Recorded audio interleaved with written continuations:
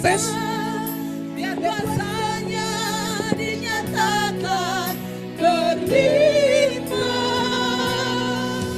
Kasihlah gereja Tuhan pada sekelilingku. Generasi ini selamatkan ya Tuhan. Ini doaku. Generasi ini selamatkan ya Tuhan. Ini doaku. Generasi ini selamatkan ya Tuhan. Ini doa. Hanya pria katakan, generasi yang pria katakan.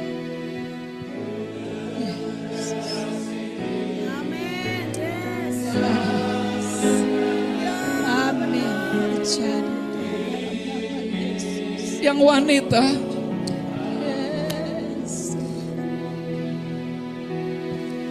generasi ini selamatkan ya Tuhan. Ini doa. Bersama generasi ini selamatkan ya Tuhan. Ini doaku.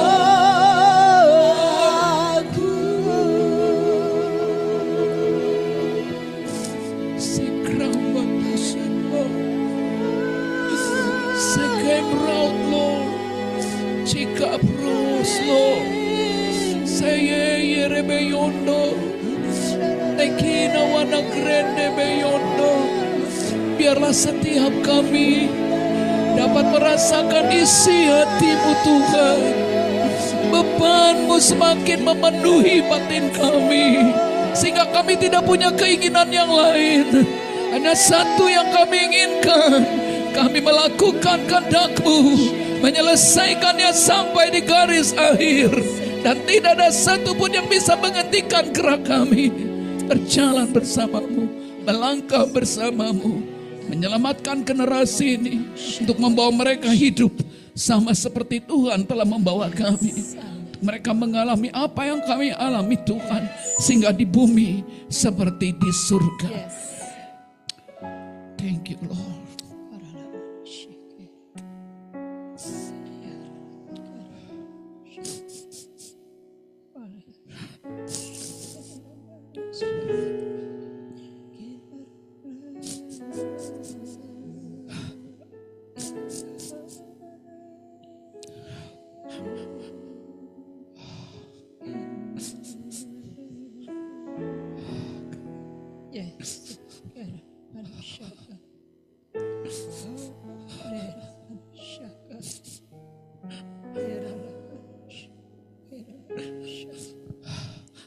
Biarlah apa yang kami lakukan bukan lagi karena perintah manusia, bukan juga untuk mencapai target, dan tidak ada hubungannya dengan prestasi kami, nama baik kami.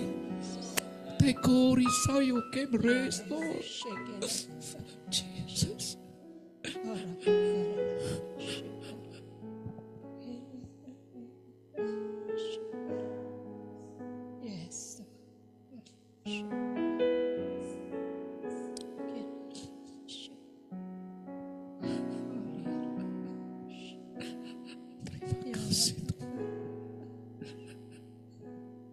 Sampaikanlah firman-Mu, urapi hamba-Mu, urapi kami semua, supaya kami semua bisa menangkap apa yang ada di hati-Mu, apa yang ada di pikiran-Mu, sehingga kami bisa melakukan tepat seperti yang Kau inginkan. Berjalan bersama-Mu. Haleluya. Terjadilah di dalam nama Tuhan Yesus. Sama-sama kita katakan, Amin. Puji Tuhan. Silakan duduk. Saya rasa seperti sulit bicara.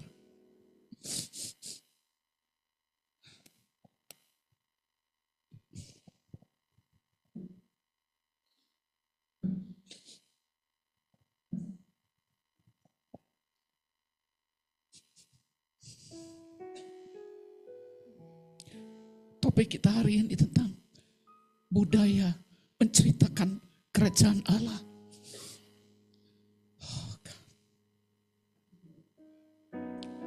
Ya, dari tadi kita menyanyikan lagu tentang bagaimana Tuhan penuh dengan belas kasihan. Tuhan ingin agar semua orang bisa mengenal Dia. Dan ketika saya berdiri di tempat ini, saya udah nggak tahan. Kayaknya udah nggak pengen khotbah. Dan memang udah sulit untuk berbicara. Biarlah Roh Kudus menolong saya. Karena memang hati yang penuh dengan mencintai Tuhan, hati yang penuh belas kasihan itu membuat kita memang tidak akan bisa melakukan apapun di bumi ini selain melakukan apa yang Dia mau. Amin. Hal pertama, jadi judul kita hari ini tentang budaya menceritakan kerajaan Allah. Hal pertama yang kita mau pahami, saya ingin kita pahami bersama. Semua jemaat, semua kita, katakan semua kita, termasuk saya. Katakan termasuk kamu juga. Ya, latih lihat satu dengan yang lainnya. Semua kita, termasuk saya, termasuk kamu. Oke, tunjuk, lihat satu dengan yang lain. Ya, termasuk kamu. Harus hidup dalam budaya kerajaan Allah. Dan menceritakan Injil kerajaan Allah. Amin. Jadi semua kita, termasuk saya, termasuk kamu, harus hidup dalam budaya kerajaan Allah dan menceritakan Injil kerajaan Allah.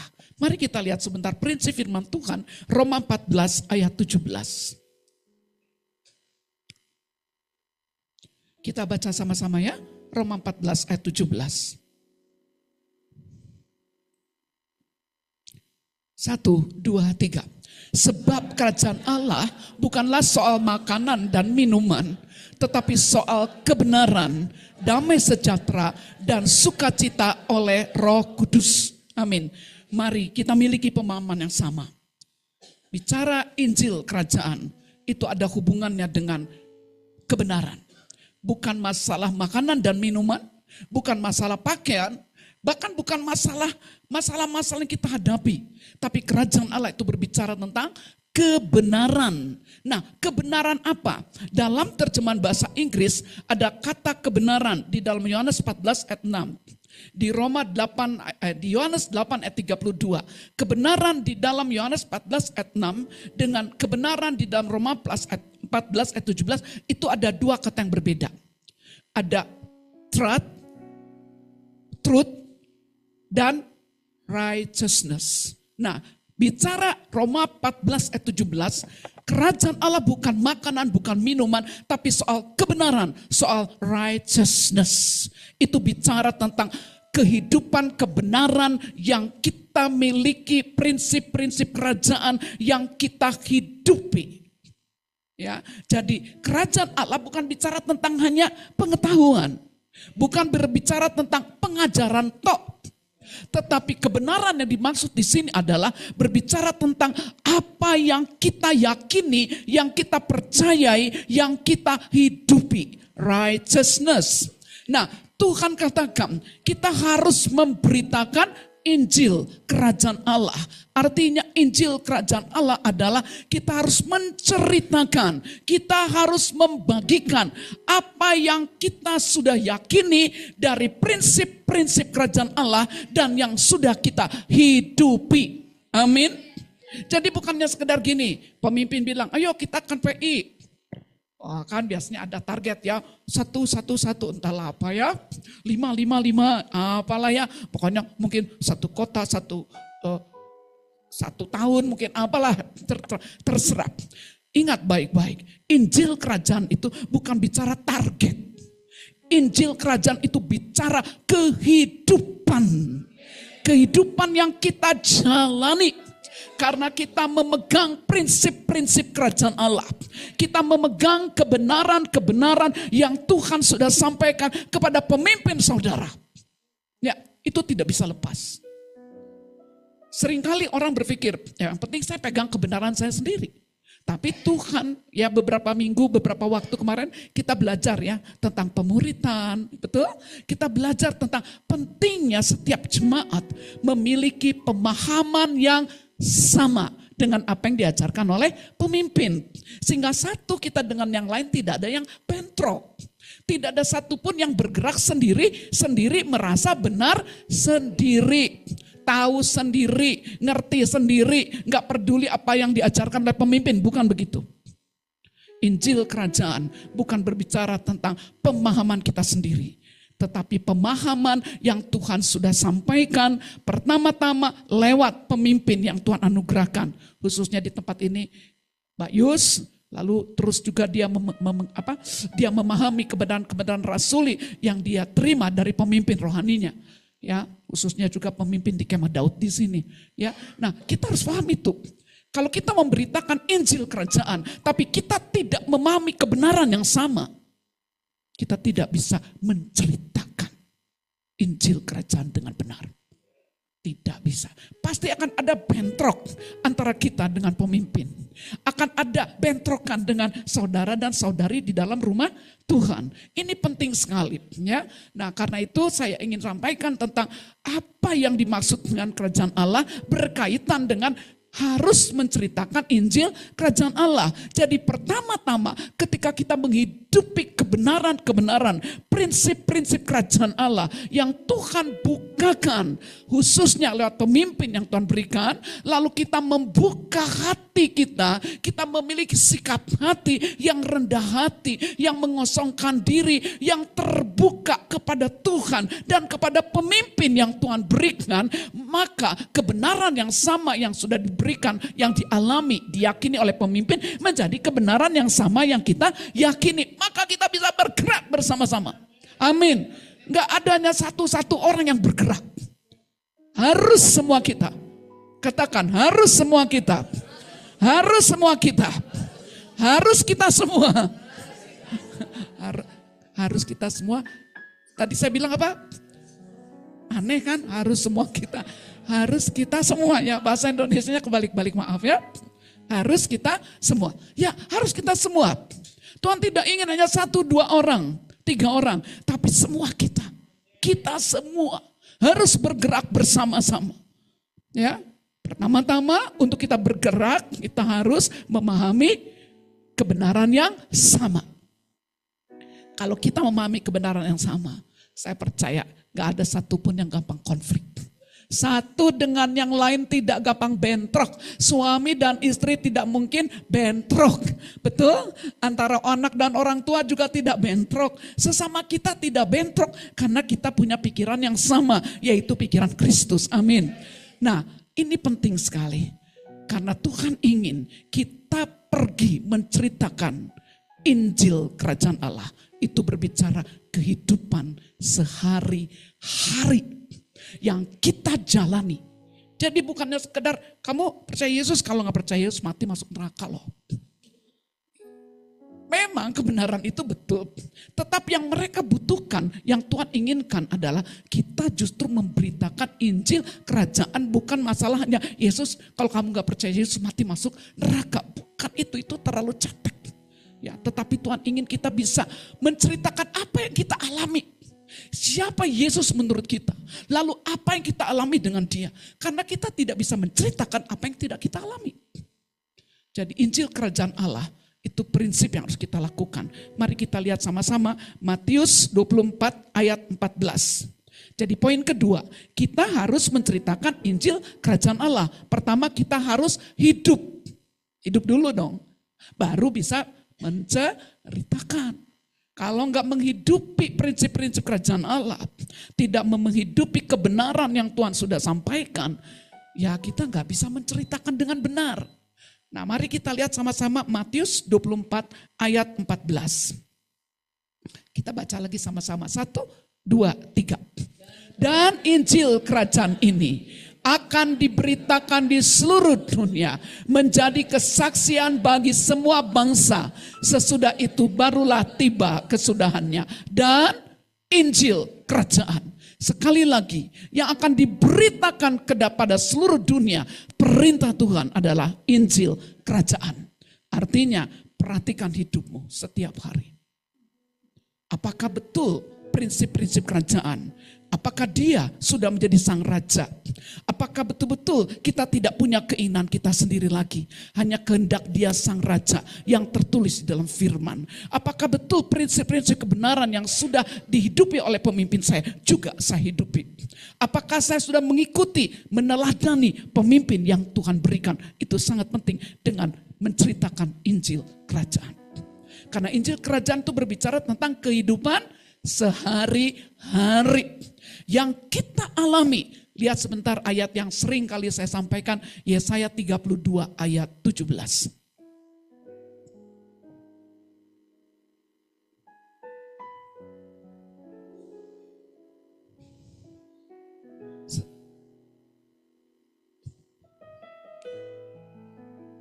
Ini belum Yesaya. Yesaya 32 ayat 17.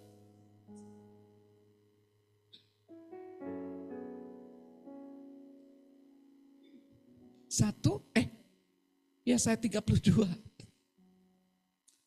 ayat 17. Ya, 1, 2, 3.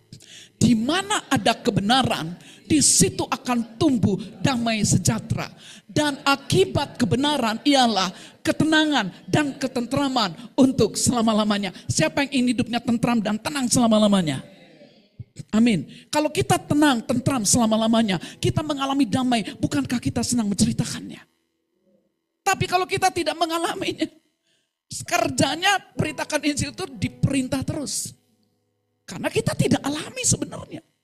Tetapi mari kita tinggalkan pola yang salah itu. Tuhan berkata di mana ada kebenaran, sama kata kebenaran di sini, di mana ada righteousness. Di mana ada kebenaran, ada prinsip-prinsip kerajaan yang Roh Kudus sudah singkapkan kepada kita, yang kita terima lewat kebenaran yang Tuhan berikan kepada pemimpin kita.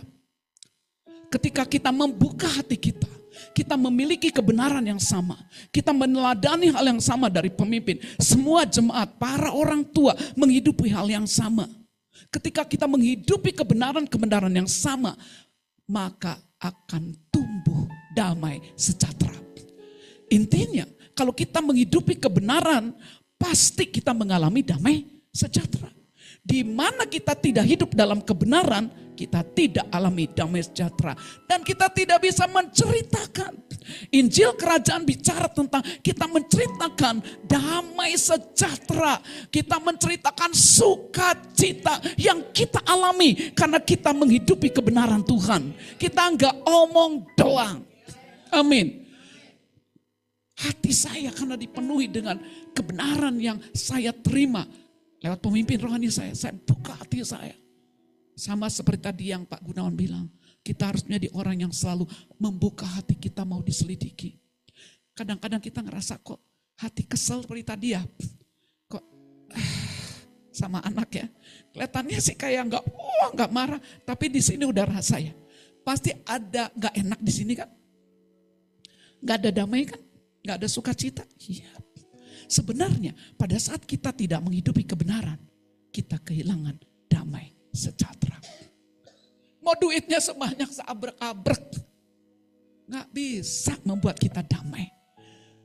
Ketika kita hidup dalam damai sejahtera, akibat dari kebenaran katanya ada ketentraman dan ketenangan sampai kapan? Karena ini wajah yang betul-betul yakin. Benar ada ketenangan dan ada ketenangan dan ketentraman sampai selama-lamanya. Yakin Pak Kensi? Yakin Pak Pofi? Yakin? Aduh, manggilnya siapa? Bumian. Yakin Bumian, sorry. Yakin Bumian? Yakin. Di mana ada kebenaran, di situ tumbuh damai sejahtera. Akibat dari kebenaran, ketenangan, ketentraman, sampai kapan? Sampai kapan? ada ketenangan dan ketentraman sampai selama-lamanya. Kira-kira orang yang berjumpa dengan kita, mereka melihat apa sih? Wajah kita kira-kira bete atau cerah-ceria? Orang yang tenang, orang yang tentram itu loh. Wajahnya penuh senyum. Enggak bete. Pikiran jelek-jelek. Karena enggak hidup dalam kebenaran. Boro-boro mau ceritain Injil. Injil apa yang mau diceritakan? Injil teori. Injil kerajaan itu harus diberitakan pada seluruh dunia, barulah tiba kesudahannya. Kalau kita ingin lihat Kristus segera datang, karena dia katakan dia tetap tinggal di surga sampai terjadi pemulihan segala sesuatu. Kapan pemulihan terjadi? Pada saat kita bergerak. Karena kalau kita tidak bergerak, menceritakan apa yang kita alami tentang Tuhan, Roma 10 berkata, oke, kita langsung lihat aja Roma 10 ayat 13. Ya. Kita lihat ya, Roma 10 ayat 13.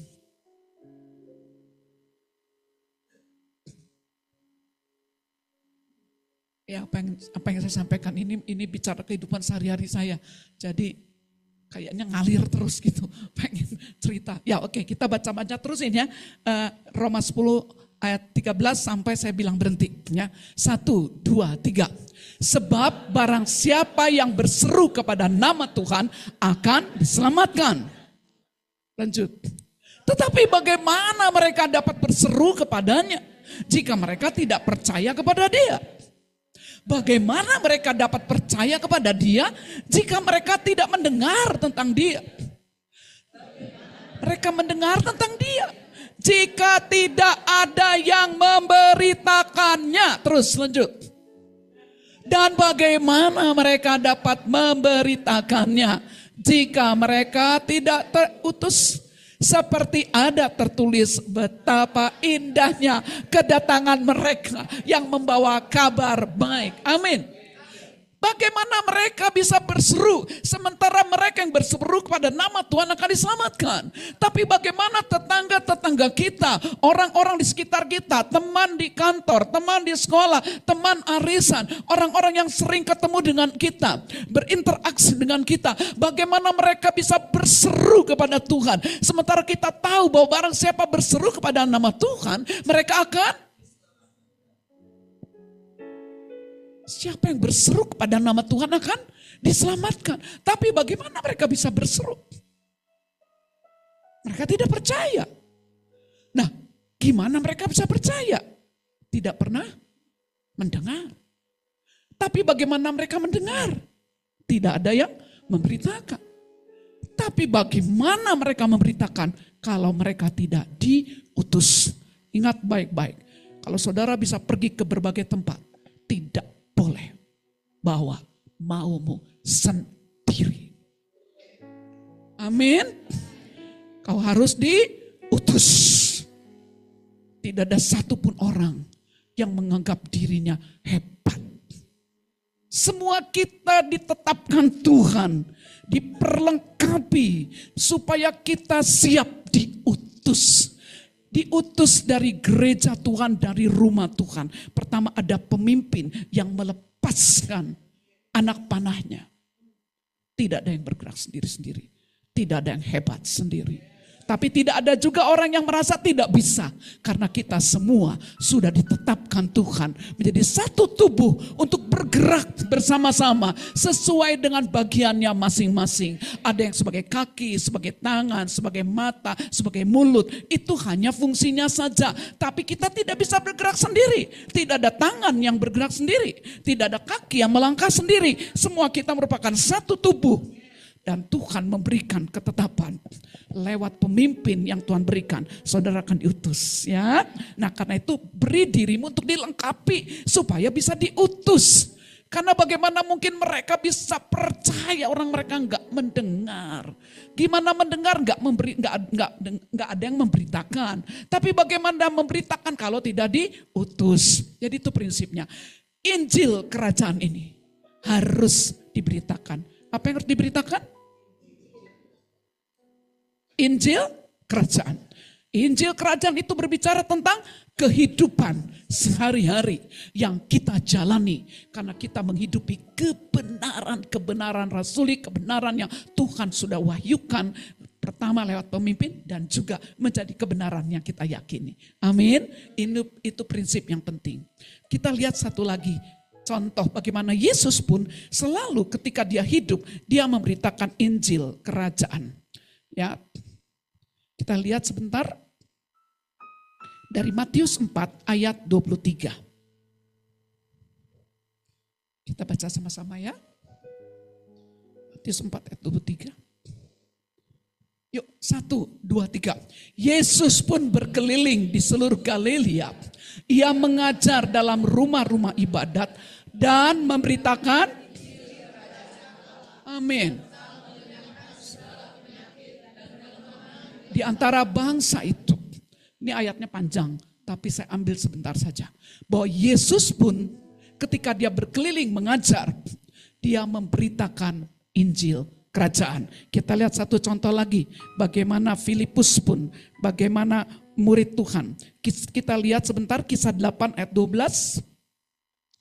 Ya, topik yang poin yang kedua, kita harus menceritakan Injil kerajaan Allah. Poin pertama tadi, kita harus hidup dalam budaya kerajaan Allah. Setelah kita hidup, kita harus menceritakan, gak boleh diam.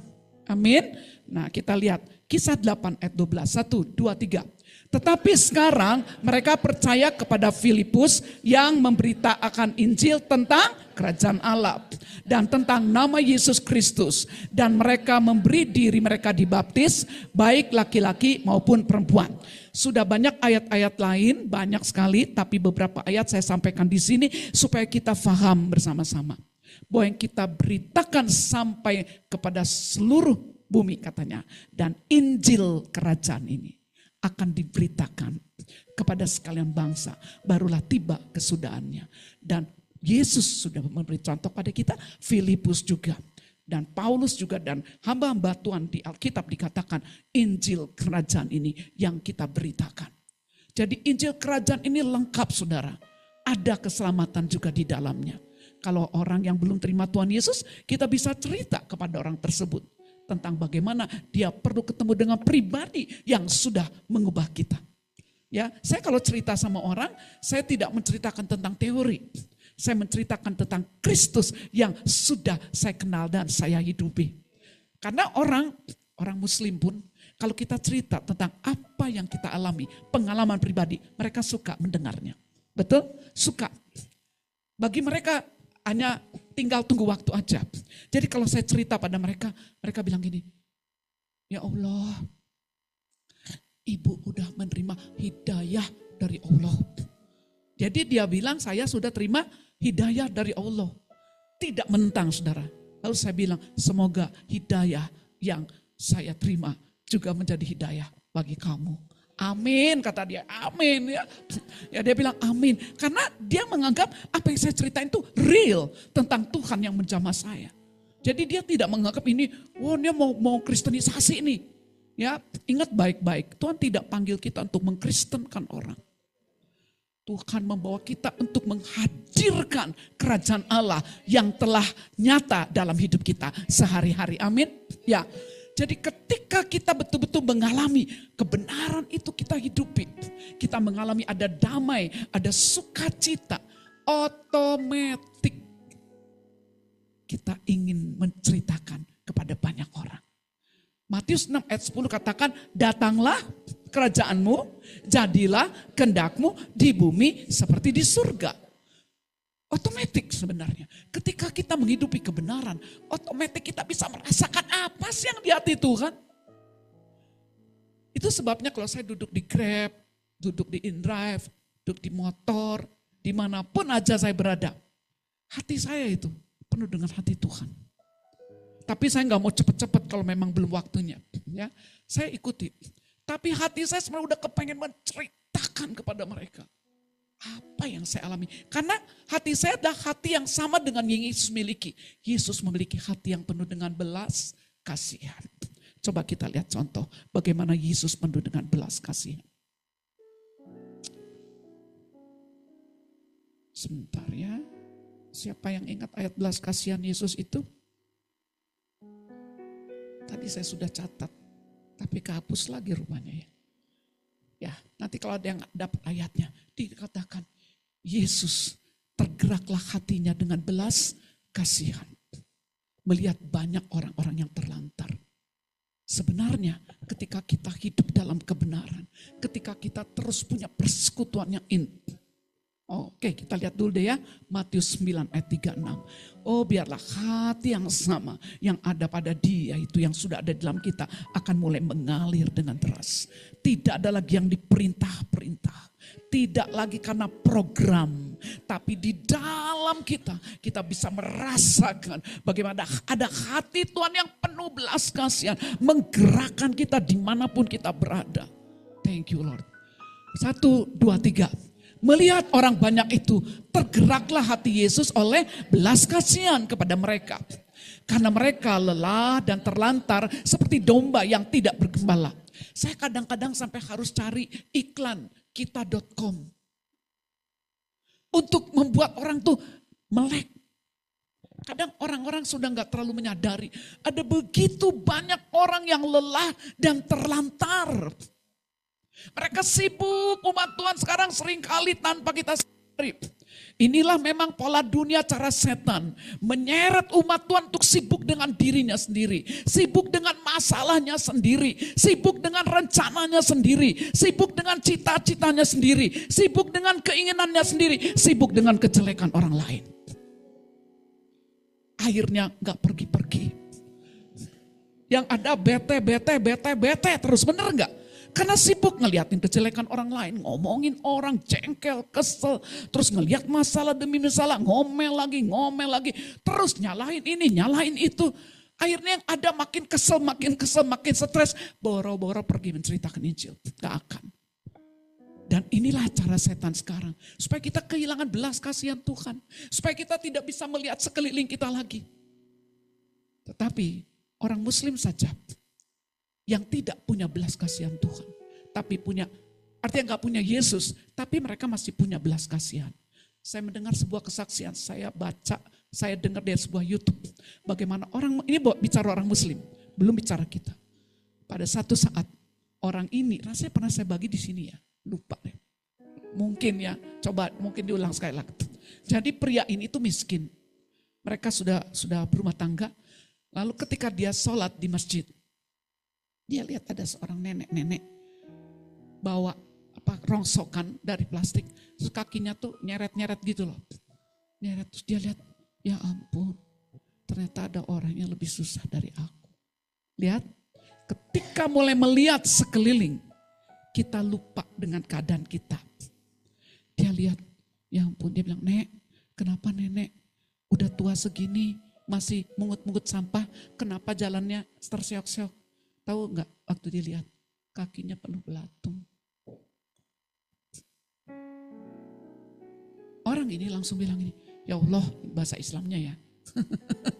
Ya Allah, ternyata ada orang yang lebih sengsara dari aku. Terus dia bilang ini, Nek, pulangnya saya antar ya ke rumah nenek. Kenapa nenek kerjain ini? Saya tidak punya keluarga lagi yang memperhatikan saya.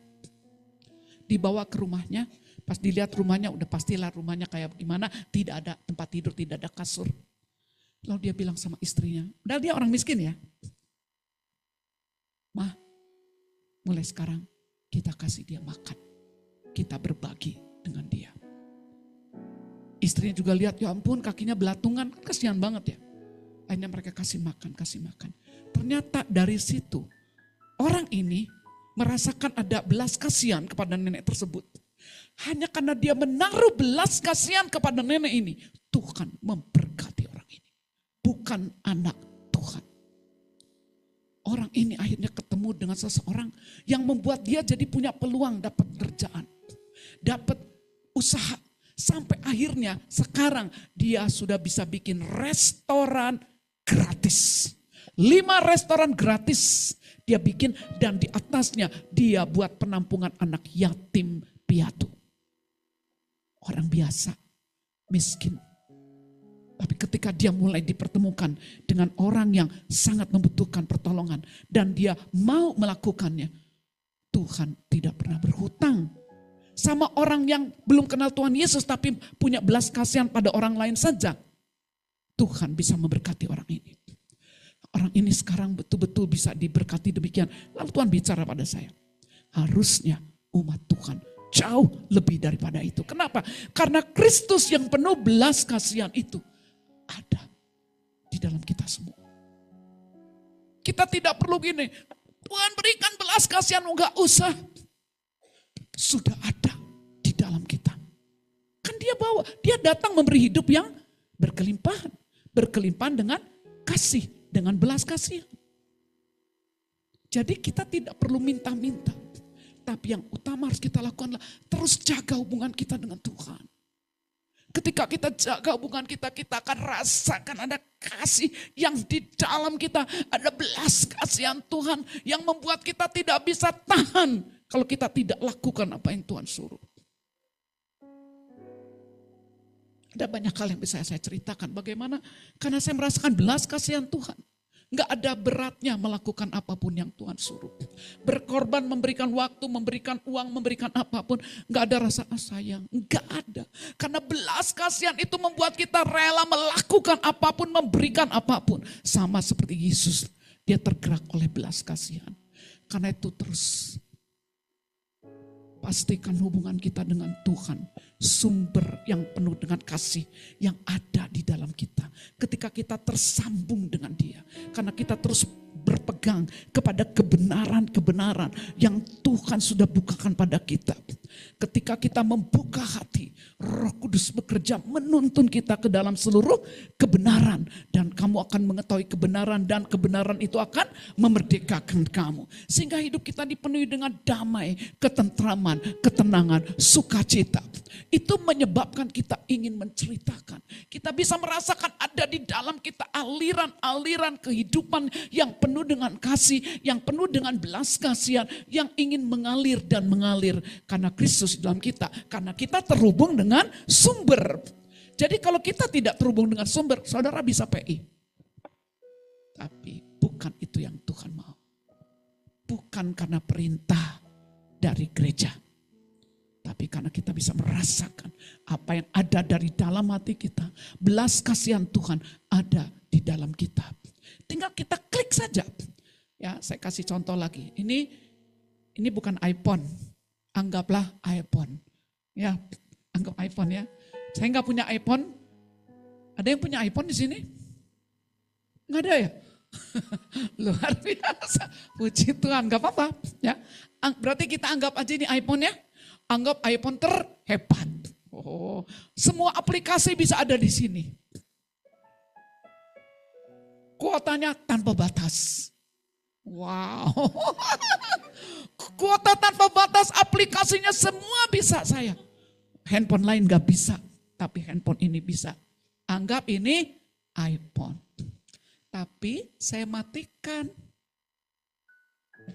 handphonenya. Cek.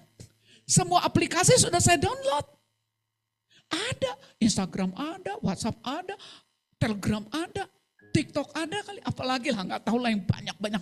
Udah saya download, ada. Tapi saya matikan, ada gunanya nggak? Saya mau baca WhatsApp, bisa nggak kalau nggak diaktifkan? Nggak bisa. Mau baca Instagram, mau lihat itu semua nggak bisa.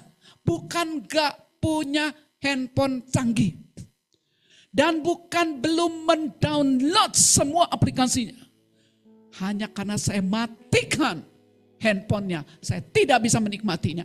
Kita sudah mendownload sebuah kehidupan Kristus yang melimpah dengan kasih, yang melimpah dengan belas kasihan, yang melimpah dengan kemurahan hati, yang melimpah dengan hikmat, yang melimpah dengan kuasa. Kita sudah memilikinya di dalam Kristus. Sudah terdownload di dalam hidup kita. Tidak ada satupun anak Tuhan yang tidak bisa dipakai oleh Tuhan. Karena kita sudah memiliki kehidupan Kristus. Dia datang untuk memberi hidup yang berkelimpahan. Di dalam Kristus sudah tersedia semua apa yang kita butuhkan untuk kita melangkah. Tapi persoalannya, diaktifkan atau tidak. Hubungan kita dengan sumbernya. Nangkep ya? Jadi kalau kita selalu terhubung dengan sumber, dengan Dia, lewat kita rajin merenungkan firman-Nya, memperkatakannya, mengimajinasikannya. Lalu kita pakai sebagai bantu kita berdoa, kita pakai bantu menyembah, pakai untuk bahan kita terus berkomunikasi dengan Tuhan. Kita akan mulai merasakan kebenaran-kebenarannya terus memenuhi batin kita. Ketika kita punya problem apapun, kita bawa problem itu di hadapan Dia. Kita bilang sama Tuhan, Tuhan aku percaya Allah turut bekerja dalam segala sesuatu untuk mendatangkan kebaikan bagi orang-orang yang mengasihi Dia, yang terpanggil sesuai dengan rencananya. Lalu kita bawa apa yang kita alami ini. Mungkin kita sedang menghadapi masalah yang sangat ruwet. Kita merasa rasanya tidak mungkin ada solusi. Rasanya semakin hari semakin gak bisa, semakin gak mungkin, semakin rasanya jauh dari harapan kita. Tapi karena kita bawa itu, kita ambil firman-Nya. Kita butuh apa? Hikmat ada di dalam. Betul? Kita butuh belas kasihan ada di dalam. Kita butuh kuasa ada dalam. Ada semuanya. Tinggal kita bilang, nih Tuhan aku butuh. Ketika kita bawa itu di hadapan Tuhan, Tuhan mulai menyingkapkan apa yang ada di pikirannya. Dia mulai hidupkan kebenaran-kebenarannya. Lalu kita mulai merasakan di sini ada damai, di sini ada sukacita, walaupun masalahnya belum selesai. Tapi itu tinggal tunggu waktunya sedikit lagi. Ketika kita bilang terima kasih Tuhan, terima kasih. Aku percaya Tuhan. Ini anggaplah Gunawan punya anak nakal gitu ya. Anggap ya, ini bukan dinubuatkan. Ini ceritanya pura-puranya lah gitu. Ya, anak nakal mulai berkata terima kasih Tuhan. Siapa anakmu namanya? Bobo. Terima kasih Tuhan, Bobo menjadi anak yang takut akan Tuhan. Terima kasih Tuhan, Bobo menjadi orang yang betul-betul cinta Tuhan. Terima kasih Tuhan, Bobo akan menjadi orang yang lapar dan haus akan Tuhan. Terima kasih Tuhan, Bobo menjadi orang yang senang menceritakan Tuhan. Terima kasih Tuhan, Bobo menjadi orang yang taat pada otoritas pada orang tuanya. Terima kasih Tuhan, kau akan bawa Bobo ada di sini. Mungkin dia pinternya matematik atau apa. Dia akan menjadi orang yang berpengaruh, yang akan memberitakan tentang Injil kerajaanmu lewat hidupnya. Terima kasih. Ketika terus dilakukan, pasti terjadi perubahan. Gak mungkin. Kita bisa bercerita.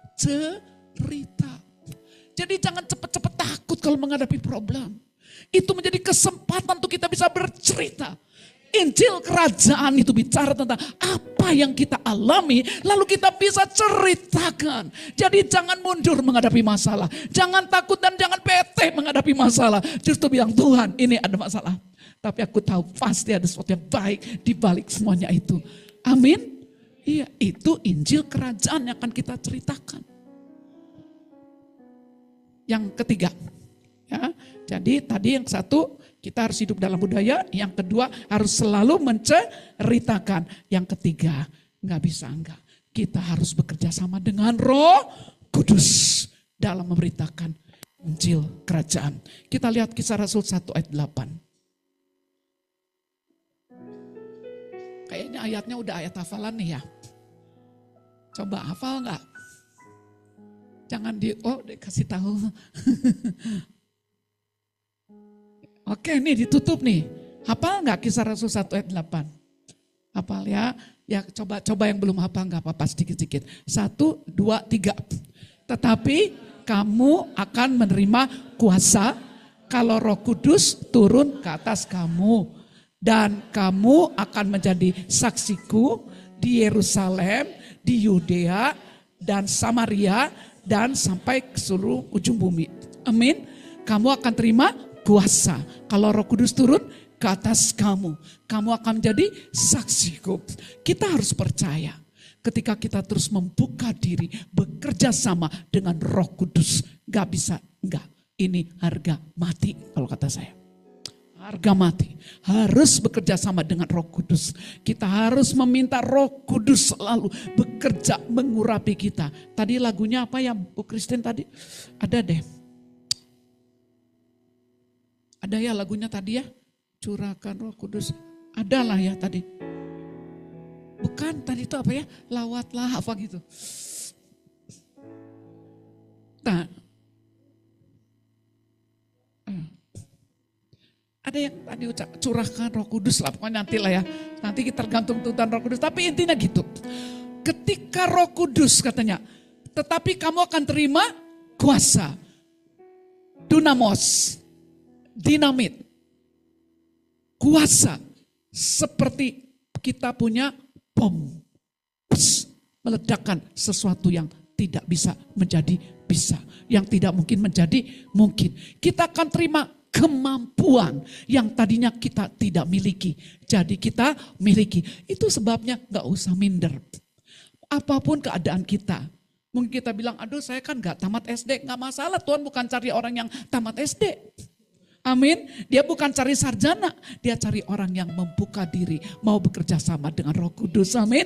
Nah, karena kalau Roh Kudus turun ke atas kamu, itu terjadi ketika kita mengosongkan diri kita dan kita berkata, Tuhan, aku perlu Engkau. Aku tidak bisa lakukan apapun, Tuhan, tanpa Roh Kudus bekerja atasku, tanpa aku dipenuhi oleh kuasa dari tempat yang maha tinggi. Aku sangat membutuhkan Engkau. Karena Yesus berkata kepada murid-muridnya, tunggu, jangan tinggalkan Yerusalem sampai kamu diperlengkapi dengan kuasa dari tempat yang maha tinggi. Jadi betapa pentingnya kita pergi dengan kuasa dari Roh Kudus. Jadi gak ada satupun yang minder. Amin. Kita lihat ayatnya sama-sama ya. Coba lihat Lukas 9 ayat 1 sampai 2. Lukas 9 ayat 1 sampai 2. 1, 2, 3. Maka Yesus memanggil ke-12 muridnya lalu memberikan tenaga dan kuasa kepada mereka untuk menguasai setan-setan dan untuk menyembuhkan penyakit-penyakit. Terus ayat 2. Dan ia mengutus mereka untuk memberitakan kerajaan Allah dan untuk menyembuhkan orang. Sekali lagi Yesus mengutus mereka, tapi sebelum mengutus dia memberikan tenaga dan kuasa. Itu. Jadi Yesus pun sudah berkata kepada kita, tunggu, jangan pergi tanpa ada kuasa yang menyertaimu. Jadi kalau kita mau betul-betul pergi menceritakan tentang Tuhan, kita perlu sekali bekerja sama dengan Roh Kudus. Bagaimana caranya bekerja sama dengan Roh Kudus? Ini memang harus kita latih pertama-tama dengan ketekunan kita. Hidup sehari-hari, baik dalam doa, dalam perenungan firman. Ketika kita belajar bersekutu dengan dia, kita jadi terlatih mendengar suara Roh Kudus. Kita jadi terlatih, kita tahu ini dorongan Roh Kudus atau bukan, atau dorongan daging. Bisa enggak kita memberitakan Injil itu dorongan daging? Bisa. Dia enggak mau kita memberitakan bukan dorongan Roh Kudus, bukan tuntunan Roh Kudus, hanya keinginan sendiri bukan. Kita butuh Roh Kudus selalu menjadi partner kerja kita. Kita minta supaya Roh Kudus yang memberikan pada kita kekuatan, Roh Kudus menaruhkan pada kita pesan Tuhan, Roh Kudus memberitahukan kepada kita arahan demi arahan, untuk orang ini begini, untuk orang itu begitu. Enggak sama rata. Itu sebabnya penginjilan kita bukan berdasarkan metode. Amin. Mau metodenya 4 fakta rohani apapun, Roh Kudus gak kerja, gak akan bagus hasilnya.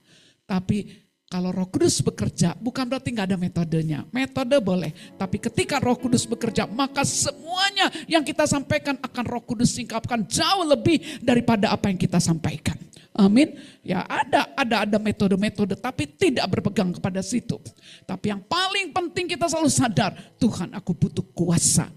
Bila Roh Kudus turun ke atas kamu, kamu akan terima kuasa. Kapan aku terima kuasa? Pada saat Roh Kudus turun. Kapan Roh Kudus turun? Pada saat aku membuka hidupku, memberi diri. Karena Roh Kudus tidak pernah memaksa. Amin. Roh Kudus tidak pernah memaksa. Roh Kudus selalu mengajak kita bekerja sama. Artinya orang sehebat teroris apapun, mau Habib Rizik, siapa lagi? Ustadz yang di sana tuh, yang di Solo. Zakir Naik. Oh ya, Zakir Naik. Ustadz yang satu lagi tuh yang terkenal suka teror. Yang Abu Bakar Ba'asyir. Ya, Abu Bakar Ba'asyir dan siapa lagi. Mau sekeras apapun. Tapi kalau udah Roh Kudus bekerja. Tuh liatin. Bisa setan-setan apapun bisa kita hancurkan, bisa kita taklukkan karena Roh Kudus yang bekerja. Kalau enggak kita capek berdebat. Akhirnya yang terjadi bukannya orang itu menerima damai, malah kita jadi musuhan dengan orang itu kalau kita melibatkan daging. Tapi kalau bergantung pada Roh Kudus beda. Orang yang kelihatannya gak mungkin, malah dia membuka hatinya. Karena itu selalu ikuti tuntunan Roh Kudus, amin. Nah kalau Roh Kudus bekerja pasti tanda-tandanya nyata. Kita gak bahas lagi karena banyak ayat nanti saudara, banyak banget nih ayatnya nih Bu Rita gitu ya. Ya, yang keempat langsung ini terakhir. Jadi yang satu tadi kita harus hidup dalam budaya, yang kedua kita harus menceritakan, yang ketiga kita bekerja sama dengan Roh Kudus, yang keempat kita harus bertekun. Enggak cukup sekali dalam memberitakan Injil Kerajaan sehingga terbangun gaya hidup. Sehingga terbangun gaya hidup dalam hidup kita sehari-hari. Ya, kita harus bertekun memberitakan Injil Kerajaan Allah sampai terbangun sebuah gaya hidup. Gaya hidup itu artinya memang sudah begitu hidupnya. Kayak orang punya gaya hidup males, ya memang males. Bangun tidurnya siang, ya males mandi, males beresin rumah, males cuci motor, males cuci ini, pokoknya males. Orang bilang, gak usah heran, kenapa? Ya emang udah begitu. Emang gayanya begitu, betul? Berarti sudah gaya hidupnya. Jadi udah menjadi kebiasaan. Itu disebut gaya hidup. Nah Tuhan ingin gaya hidup memberitakan Injil Kerajaan Allah. Itu betul-betul sudah tercetak, sudah terbangun dalam hidup kita. Gak usah tunggu perintah. Gak usah tunggu program-program apa, gak usah. Latih diri kita, bertekun bekerja sama dengan Roh Kudus. Bertekun membangun terhubungan kita dengan Dia. Karena Dia Allah yang penuh belas kasihan. Kalau kita tidak melakukannya, mari kita lihat sebentar 1 Korintus 9 ayat 16. Ini ayat terakhir, belum kita tutup di dalam doa. Kita baca sama-sama. 1, 2, 3. Karena jika aku memberitakan Injil, aku tidak mempunyai alasan untuk memegahkan diri. Sebab itu adalah keharusan bagiku. Celakalah aku jika aku tidak memberitakan Injil. Apa katanya? Celaka. Celakalah aku jika aku tidak memberitakan Injil. Sebab memberitakan Injil itu adalah keharusan. Dalam terjemahan yang lain, itu adalah tanggung jawab kita. Jadi kita juga gak usah merasa, saya udah bisa berhasil. Gak usah juga. Itu memang merupakan tanggung jawab kita. Itu sebuah keharusan. Dan kalau kita tidak memberitakan Injil, bahasa Sundanya apa ya Mbak Yus? Cilaka ya. Bahasa Jawanya apa? Ciloko. Bahasa Bataknya apa yang tahu nih? Hah? Apa celaka? Oh gak ada miannya. Ciloko, cilaka. Bahasa Sunda ya cilaka ya. Bahasa Indonesia, celakalah aku. Siapa yang mau mengalami kecelakaan dalam hidupnya? Gak ada kan? Tapi ingat, ini jangan membuat saudara, kata Ibu Rita juga, kalau aku gak beritakan ciloko, cilaka, ciloko, cilaka. Bukan itu ya. Ini untuk membuat kita semua sadar. Bilang semua kita sadar. Amin. Harus membuat kita apa? Sadar. Amin. Bahwa pemberitaan Injil itu merupakan sebuah tanggung jawab kita. Nah tapi itu tidak akan bisa berjalan dengan baik kalau tidak ada belas kasihan. Ini semuanya sambung menyambung. Gak bisa enggak. Artinya kalau kita tidak hidup untuk menceritakan Tuhan, terus kita mau ngapain di sini? Coba, punya mobil, punya rumah, punya anak, punya istri, punya segala, terus toh makanan semuanya sama jatuhnya ke jamban. Emang ada orang kaya yang tidak jatuh ke jamban? Gak ada kan? Mau makan seenak pizza sehebat apapun tuh jatuhnya ke jamban juga. Emang ada orang yang meninggal tidak masuk ke liang kubur? Kan sama. Semua masuk ke sana. Apapun yang mereka terima di bumi ini sehebat-hebatnya, toh harus ditinggal. Jadi yang membedakan kita, janganlah kumpulkan hartamu di bumi. Di bumi ngengat, karat, pencuri, mencuri, membongkar, merusaknya. Rayap-rayap merusaknya, semua merusak. Semuanya ditinggal. Tetapi ketika kita kumpulkan harta kita di sorga, kita akan lihat, oh pantesan waktu itu Roh Kudus menggerakkan saya, memberikan, ya seperti Popi, oh Roh Kudus dorong saya sampai pergi ke ujung-ujung bumi, ya kan? Sampai ke daerah mana yang paling jauh? Wih, pedalaman Subang. Oh pantesan kenapa walaupun badan sebenarnya mau remuk, jauh pisan, ya enggak? Bensinnya berapa? Apalagi kalau nggak dibayar. Ya kan banyak utusan. Dibayar nggak ke sana? Bayar sendiri. Bayar sendiri. Gereja, oke, masih syukur gereja. Coba kalau nggak di support sama gereja, tuh pergi sendiri, pergi ke sana. Dan kayaknya pergi ke daerah sana, saya yakin jalanannya kali rada-rada itu ya. Oh, bukan jalan yang set gitu kan, bukan kayak jalan tol ya, jurang. Saudara, bayangkan. Kita pergi sampai ke tempat-tempat itu tanpa belas kasihan. Tidak mungkin mau, betul enggak? Tidak mungkin kita mau melakukan itu semua. Saya yakin baik Mbak Popi, baik kita semua, semakin kita bangun hubungan kita dengan Tuhan, kita tahu bahwa Roh Kudus siap menolong kita. Kita tahu bahwa ketika kita pergi, Dia katakan, aku menyertai kamu. Tanda-tanda ini akan menyertai orang percaya. Mereka akan mengusir setan, menyembuhkan orang sakit. Mereka akan mengoyakkan kain kabung mereka.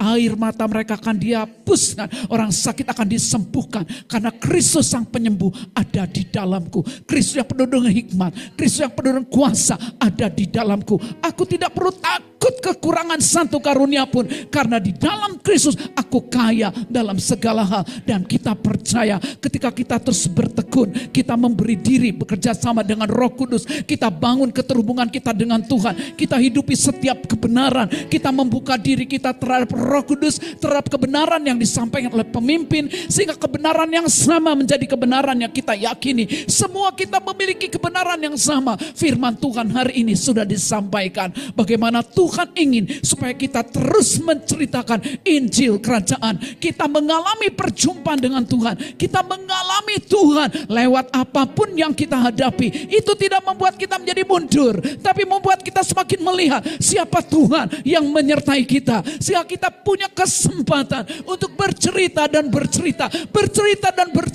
tentang Tuhan, tentang kebenaran, tentang apa yang kita alami dengan Tuhan. Bagaimana Tuhan memberikan ketentraman, bagaimana Tuhan memberikan damai sejahtera, bagaimana Tuhan memberikan sukacita. Sehingga kita bisa lihat satu saat kelak uang yang kita miliki tidak hilang. Karena Tuhan katakan, kumpulkanlah hartamu di sorga. Kalau kamu kumpulin harta di bumi akan hilang semuanya, akan lenyap, dan kau tidak mengalami bagaimana kau menghidupi kebenaran. Kau tidak alami damai sejahtera, ketentraman dan ketenangan, tidak kau alami kalau kita tidak hidup dalam apa yang direncana Tuhan. Datanglah kerajaanmu, jadilah kehendakmu di bumi seperti di sorga. Bumi akan seperti sorga karena Injil Kerajaan Allah, Injil Kerajaan sorga mulai kita bagikan kepada banyak orang. Bersama dengan Roh Kudus kita bisa melihat mana ladang-ladang yang sudah menguning. Thank you Lord, take Lord, take Lord, take Lord. Kita nyanyikan lagu yang tadi, nana ladang sudah, gitu ya. Tanda-tanda, kita bangkit berdiri. Sementara kita menyanyikan lagu ini, kita harus mulai meminta, Roh Kudus, bukakan mataku. Aku mau belas kasihan-Mu yang ada di dalamku saat ini tidak terblokir. Aku mau mengaktifkan aktifkan. Aku tidak mau Tuhan membiarkan keterhubunganku dengan Engkau menjadi terganggu hanya karena masalah, karena jengkel kepada si A, si B. Ambil keputusan saat ini. Katakan kepada dia, aku mau terus Tuhan hidup dalam kebenaran-Mu, sehingga aku mengalami ketentraman, kedamaian, ketenangan, sukacita. Aku bisa menceritakannya sehingga bangsa-bangsa mengenal Engkau di bumi seperti di surga. Ya, nyanyikan ini sambil imajinasikan bagaimana Tuhan menyertai kita. Tanda-tanda telah nyata, hujan akhir telah tiba. Amin. Allah sedang melawat umatnya. Ladang sudah menguning, siap untuk dituai. Banyak jiwa menanti uluran tangan kita. Tuailah, tuailah. Sekali lagi kita ulang dari awal. Tanda-tanda telah nyata, hujan akhir. So praise Jesus. Come Lord, lawat umat-Mu. Biarlah belas kasihan-Mu Tuhan. Kora bayende beba bronto. Kriek Lord. Banyak jiwa menanti uluran tangan kita. Tuailah, tuailah sekarang. Nyatakan kemuliaan-Nya pada segala bangsa. Biar kuasa-Nya dinyatakan berlimpah. Bangkitlah gereja Tuhan, pandang sekeliling-Mu. Generasi ini selamatkan ya Tuhan. Ini doa wanita saja nyatakan. Akan kemuliaan-Nya pada segala bangsa. Terjadilah. Yang kuasa-Nya dinyatakan berlimpah. Yang pria, bangkitlah. Amin.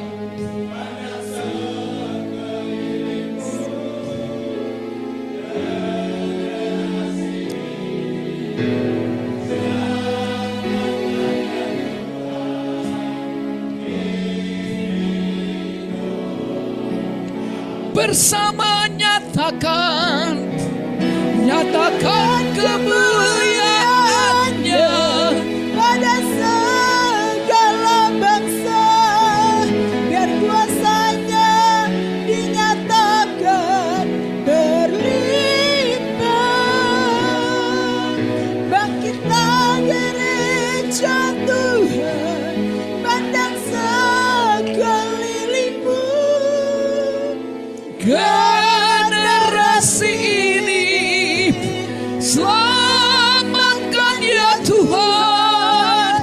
Ini doaku generasi ini. Selamatkan ya Tuhan. Ini doa. Sekali lagi katakan generasi ini. Selamatkan ya Tuhan. Ini doaku, ini doaku, ini doaku, oh ini doaku, ini doaku. Korebaya semua doa bahasa roh, doa bahasa roh. Doa Saro, aktifkan rohmu, aktifkan rohmu, aktifkan rohmu. Roh belas kasihan, roh belas kasihan akan kembali teraktivasi, teraktivasi. Roh belas kasihan akan mengalir di dalam batinmu, dalam batinku. Mulai berkata-kata, mulai pakai mulutmu, aktifkan rohmu, aktifkan rohmu, berkata-kata kepada Tuhan, katakan kepada Tuhan, terima kasih Tuhan, telah ku dengar firman-Mu, aku harus memberitakan Injil kerajaan-Mu sampai kepada sekalian bangsa, barulah tiba kesudahannya. Terimalah Tuhan. Teke mabranto, brite kablako sende, brika branto sande bablako. Buaya, buka mata kami Tuhan, buka mata kami, buka mata kami, buka telinga kami Tuhan, untuk kami bisa melihat, untuk kami bisa melihat, buka mata kami, untuk kami bisa melihat ladang yang sudah menguning, yang sudah siap untuk dituai. Jangan biarkan kami fokus kepada masalah kami, jangan biarkan kami fokus kepada hal-hal yang negatif, jangan biarkan kami fokus kepada keburukan orang lain. Riko namawan berkata sende, briketele nama cakra baba. Fokus, tarik fokus kami Tuhan, tarik fokus kami Tuhan, tarik fokus kami hanya tertuju kepadamu, kepada kerinduanmu. Biar belas kasihan-Mu Bapa penuhi hati kami, curahkan kuasa Roh Kudus, api kemuliaan-Mu membakar hati yang rindu untuk melayani-Mu. Apa yang terjadi? Sampai seluruh negeri, Sampai seluruh bumi ini dipenuhi api kemuliaan. Sampai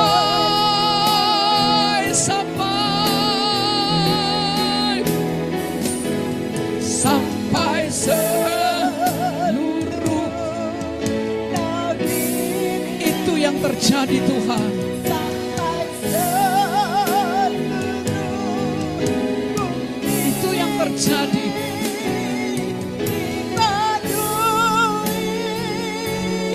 Api kemuliaan, say praise Jesus, dipenuhi kemuliaan-Mu.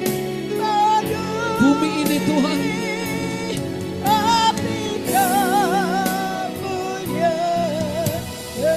terjadilah, terjadilah, terjadilah, terjadilah, terjadilah, terjadilah, terjadilah, terjadilah. Bumi ini akan dipenuhi dengan kemuliaan Tuhan, karena kami telah mengambil keputusan. Kami sebagai gereja Tuhan telah mengambil keputusan untuk menjadi partner kerja bersama dengan Roh Kudus, untuk membuat Injil kerajaan akan diberitakan kepada sekalian bangsa, sehingga Engkau segera datang Tuhan. Thank you Lord, thank you Lord. Di bumi seperti di surga, di keluarga kami Tuhan, di kantor, di tempat kami bekerja, di kampus, di sekolah, tempat kami sekolah dan kuliah, di antara komunitas kami, teman-teman kami, mereka mulai alami di bumi seperti di sorga. Ada damai sejahtera, ada sukacita yang datang dari Roh Kudus, melimpah-limpah lewat hidup kami, mulai mengalir, menjamah mereka satu demi satu. Praise God, Thank you Lord. Thank you Lord. Praise God. Terima kasih Tuhan. Hanya bukan kami saja yang mengalami damai dan sukacita, tapi orang-orang yang berinteraksi bersama dengan kami, mereka mulai tersenyum seperti kami tersenyum. Mereka mulai melompat seperti kami melompat. Mereka bisa bersukacita seperti kami bersukacita. Dan kami akan lihat Tuhan, satu saat kelak apa yang kami kerjakan tidak menjadi sia-sia. Semua waktu, tenaga, pikiran, harta, cita-cita, keuangan, semua yang kami miliki telah kami serahkan untuk melakukan kehendak-Mu, menghadirkan realitas sorga ada di bumi ini. Terima kasih Bapa. Terima kasih untuk firman-Mu. Roh Kudus terus bicara jauh lebih dalam, sehingga setelah firman disampaikan, kami betul-betul menjadi pelaku firman. Semakin banyak orang dibawa kepadamu. Terjadilah di dalam nama Tuhan Yesus. Sama-sama kita katakan amin. Oh, langsung doa berkat. Tolong angkat tangannya. Ya. Engkau berkata Tuhan, pergilah, jadikanlah semua bangsa muridku. Ajarlah mereka melakukan apapun yang sudah kuperintahkan kepadamu. Ketahuilah, aku menyertai kamu sampai kepada kesudahan zaman.